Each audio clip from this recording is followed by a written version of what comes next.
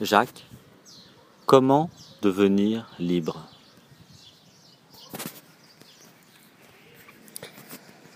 Cela est fort simple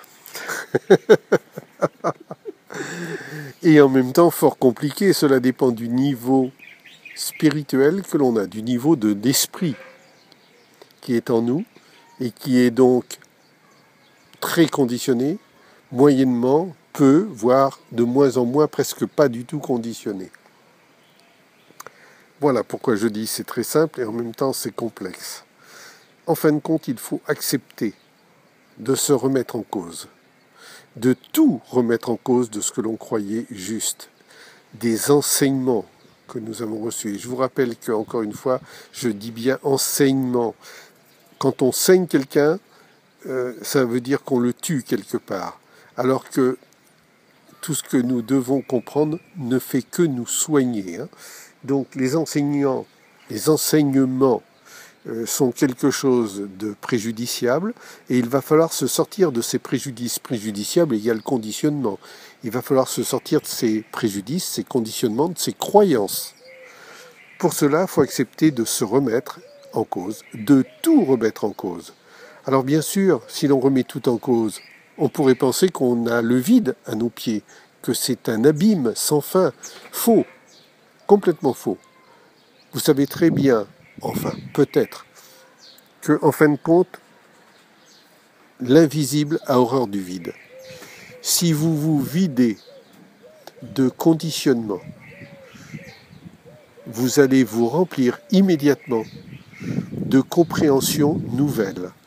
Compréhensions qui cette fois ne sont pas des conditionnements, mais des prises de conscience de plus en plus grandes qui amèneront obligatoirement des libertés de plus en plus grandes sur la réflexion, sur le fait de se réfléchir, puisqu'il y a réfléchir et se réfléchir, afin de gagner de façon encore plus grande une liberté qui nous amènera encore à d'autres réflexions et au fait de se réfléchir de façon de plus en plus exponentielle. Si vous souhaitez ce chemin, vous pouvez l'atteindre. Ce n'est difficile pour personne. Ce n'est difficile pour personne et en même temps c'est difficile puisqu'il va y avoir en contrepartie votre personnalité, votre ego qui va venir se confronter à votre désir de vous libérer. Pourquoi ? Parce que pour l'instant, vous appartenez à des systèmes de pensée, à des systèmes religieux auxquels vous avez adhéré. Et vous pouvez arrêter ces adhésions. Maintenant, encore une fois, faut-il accepter de recevoir et de se remettre en cause. Si vous trouvez des êtres qui vous libèrent, suivez-les de près. Soyez très vigilants. Regardez bien comment ils vivent. Regardez bien comment ils se comportent. Suivez-les avec les yeux grands ouverts. Parce que tout guide, quel qu'il soit, peut éventuellement partir de travers. Tous. Plus ou moins. Voilà la différence. Alors, on a les guides que l'on mérite. Par contre, on doit toujours avoir les yeux grands ouverts et poser des questions. En tout cas, je peux vous assurer d'une chose, c'est que l'âme évolue d'une incarnation à une autre incarnation. Ça, au moins, c'est plaisant. Par contre, pour être encore plus plaisant, ce qu'il y a, ou plutôt ce qu'il faut faire, pour que ça soit de plus en plus plaisant, c'est ne pas traîner les pieds. C'est accepter de se remettre en cause vite et de mettre en application vite ce que l'on a compris. Et c'est parce que les êtres prennent leur temps, tout leur temps, que l'humanité évolue très lentement, que chaque être qui compose l'humanité évolue très lentement et souffre, alors qu'en fin de compte, on peut accéder à un bien-être, à un mieux-être, uniquement par notre ascension spirituelle. C'est à chacun de choisir son chemin.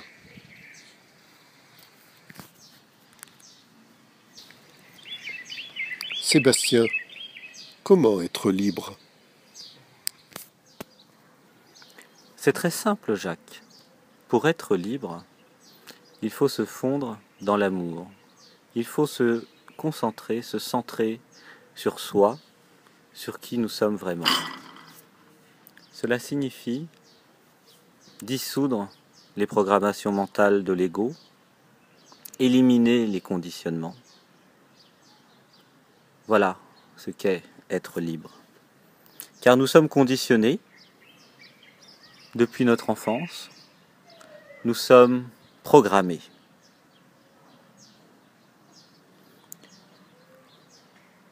Avoir la foi, vivre, oser être ce que nous sommes, cela permet de vivre. Croyez en vous, expérimentez, ne suivez pas.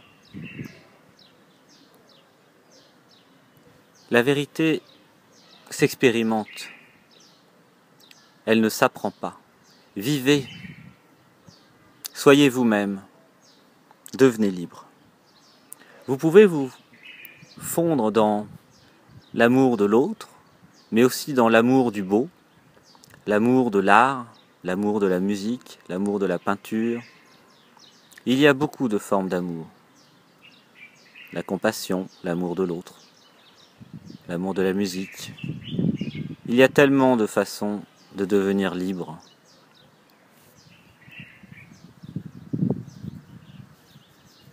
Voilà. Concentrez-vous sur le cœur, soyez vous-même, éliminez tous les conditionnements, éveillez-vous, déprogrammez-vous, réveillez-vous. Comment devenir libre? À cette question, il y a tant de réponses. La première réponse